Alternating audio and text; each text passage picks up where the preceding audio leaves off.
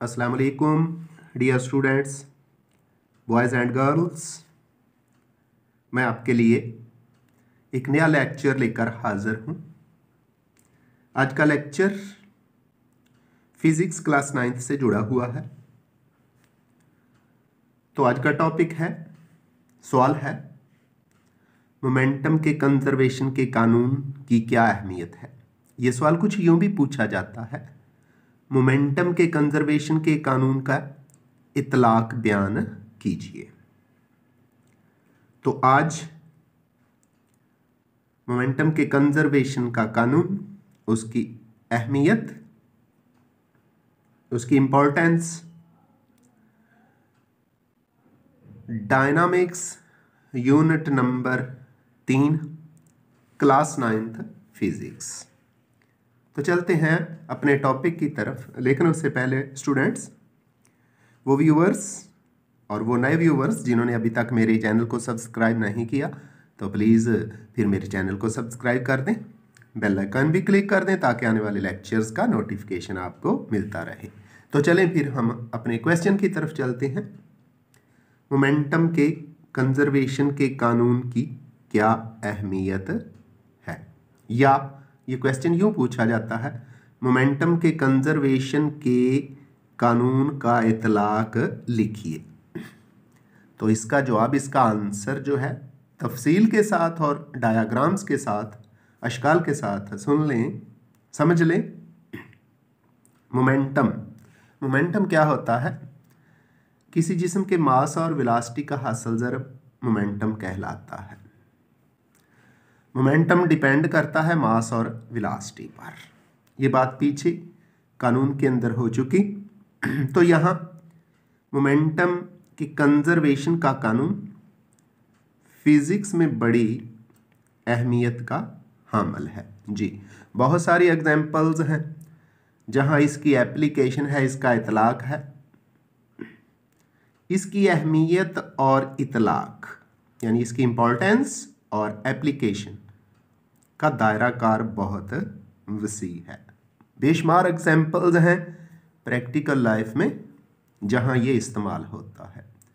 तो आज हम फिर फायरिंग करते हैं, मतलब एक गन, एक बंदूक की मिसाल से इसकी अहमियत को वाज़े करते हैं। आए अब हम बंदूक और गोली के सिस्टम पर बहस करते हैं। तो ये सिस्टम क्यों कहा? कोई भी चीज़ जो दो या दो से ज़्यादा हिस्सों पर मुश्तमिल होगी वो मिलके सिस्टम बनाएगी। तो गन, बंदूक और गोली भी एक सिस्टम बनाती हैं। बंदूक चलाने से पहले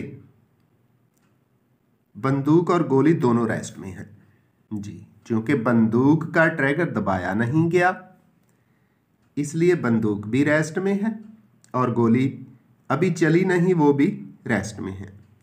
तो हम पिछले चैप्टर में यूनिट नंबर 2 काइनेमैटिक्स के अंदर पढ़ चुके हैं। जब कोई भी बॉडी रेस्ट में होती है तो उसकी वेलोसिटी 0 होती है। तो अब यहाँ बंदूक की वेलोसिटी भी 0 है और गोली की वेलोसिटी भी 0 है जब तक फायरिंग नहीं की गई, और दोनों की इब्तदाई वेलोसिटी 0 है। इसलिए सिस्टम का इब्तदाई मोमेंटम भी 0 होगा।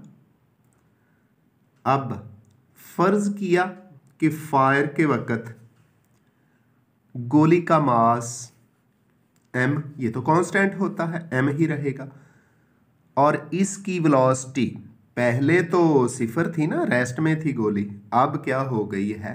v हो गई है। जबकि बंदूक जो है, जो गन है, का मास कैपिटल M, बड़ा M है, और वेलोसिटी जिससे बंदूक को पीछे की तरफ झटका लगता है, इसको बोलते हैं रिकॉइल की वेलोसिटी। बंदूक, चूंकि गोली स्पीड से आगे जाती है, बंदूक को पीछे को झटका लगता है।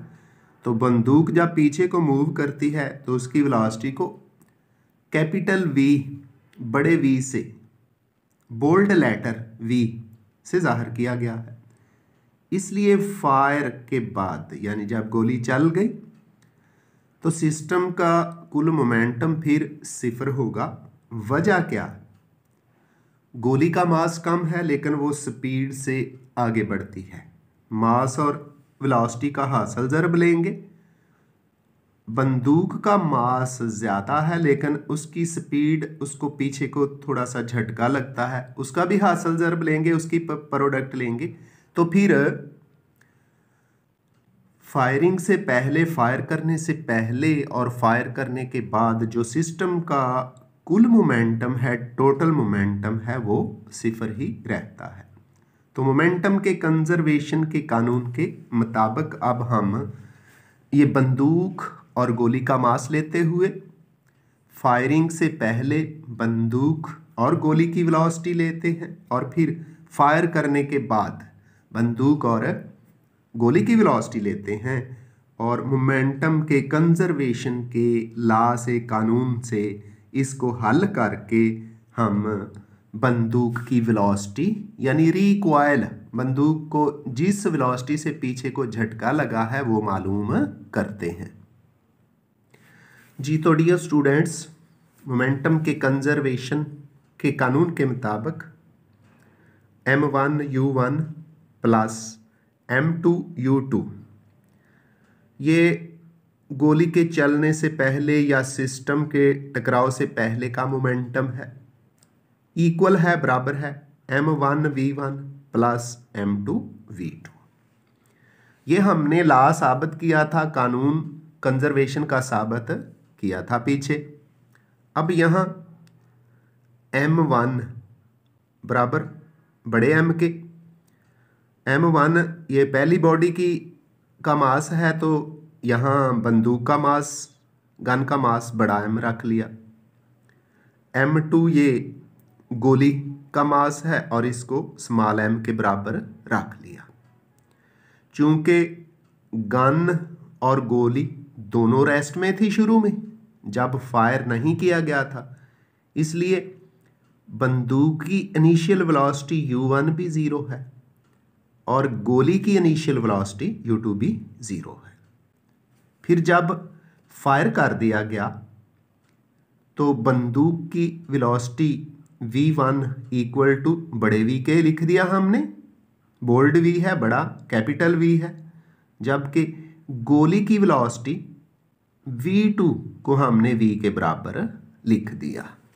अब मोमेंटम के कंजर्वेशन के कानून से फायर करने से पहले का कुल मोमेंटम इक्वल है, बराबर है फायर करने के बाद का कुल मोमेंटम।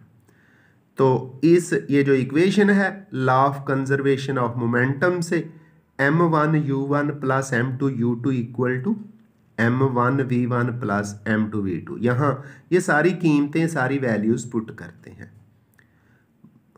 गन का मास m उसी तरह, चूँकि शुरू में गन रेस्ट पोजीशन में है इसलिए इसकी velocity 0 plus m small m ये गोली का मास है और गोली भी शुरू में रेस्ट में है इसलिए उसकी वेलोसिटी भी 0 है। दूसरी तरफ फायर करने के बाद का मोमेंटम, बंदूक का मास m है और बंदूक की वेलोसिटी हो गई है कैपिटल V, बड़ा V, जमा गोली का मास स्मॉल m है और इसकी वेलोसिटी छोटा v यानी स्मॉल v हो गई है। तो m 0 से मल्टीप्लाई हुआ 0 आ गया, स्मॉल m 0 से 0 आ गया। ये जो राइट साइड पे है ना mv, इसको उठा के लेफ्ट साइड पे ले आए तो माइनस mv हो गया। अब चूंकि हमने बंदूक की, गन की रिकॉइल की वेलोसिटी मालूम करनी है इसलिए बड़ा V तो अपनी जगह पे रखेंगे, इसलिए हमने mv को लिख दिया बराबर माइनस स्मॉल m ज़रब स्मॉल v, यानी मास और वेलोसिटी का हासिल ज़रब। तो यहाँ से ये जो m है, बड़ा M है, ये v के साथ मल्टीप्लाई हो रहा है, दूसरी तरफ जाके ये डिवीजन में चला जाएगा, तकसीम में चला जाएगा, तकसीम कर देगा।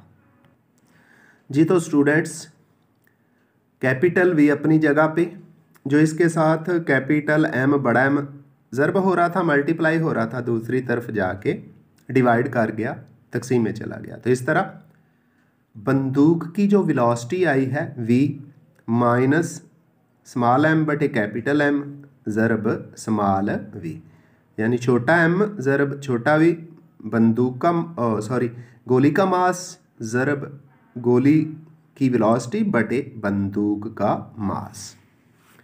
तो दर्ज बाला मसावात बंदूक की वेलोसिटी को ज़ाहिर करती है। ये जो मनफी की अलामत है, मनफी का साइन है, ये डायरेक्शन के अपोजिट होने की अलामत है कि बंदूक की वेलोसिटी जो है अपोजिट हो गई है, बंदूक की मोशन उल्ट सम्मत में है गोली के। मनफी की अलामत ज़ाहिर करती है कि बंदूक की वेलोसिटी की सम्मत गोली की वेलोसिटी के सम्मत के मुखालिफ है, यानी बंदूक पीछे की तरफ हरकत करती है। और फिर बंदूक की इस वेलोसिटी को रिकॉइल की वेलोसिटी कहते हैं। चूँकि बंदूक का मास गोली के मास से कहीं ज़्यादा है, इसलिए बंदूक के रिकॉइल की वेलोसिटी गोली की वेलोसिटी के मुकाबले में बहुत कम होती है। तो अब हम दो और मिसालें देते हुए इस लेक्चर को क्लोज करते हैं। तो डियर स्टूडेंट्स, शक्ल के अंदर आपको रॉकेट और जेट इंजन नज़र आ रहे होंगे। ये जो रॉकेट और जेट इंजन है ये भी इसी law of conservation of momentum के प्रिंसिपल यानी असूल पर काम करते हैं। इनमें फ्यूल यानी ईंधन के जलने से गर्म गैसें पैदा होती हैं, वो बहुत ज़्यादा मोमेंटम से खारिज होती हैं, यानी जब वो पीछे उनके मज़ल से उनके इंजन के सुराख से सलेंसर से निकलती हैं तो बड़ी तेज़ी के साथ खारिज होती हैं। रॉकेट और जेट इंजन इन गैसों के मसावी, यानी जो मोमेंटम पीछे की तरफ इन गैसों का होता है वही मोमेंटम रॉकेट और जेट इंजन का आगे की तरफ होता है। तो रॉकेट और जेट इंजन इन गैसों के मसावी मगर मुखालिफ सम्मत में मोमेंटम हासिल करते हैं। जब गैसें बड़ी स्पीड से पीछे की तरफ खारिज होती हैं तो फिर रॉकेट और जेट इंजन बड़ी स्पीड के साथ मोमेंटम हासिल कर लेते हैं और आगे बढ़ जाते हैं, और यही मोमेंटम होता है जो इन्हें बहुत ज़्यादा स्पीड से मोशन के काबिल बनाता है। स्टूडेंट्स, आइंदा मुलाकात होगी नए लेक्चर के साथ। अल्लाह हाफिज़।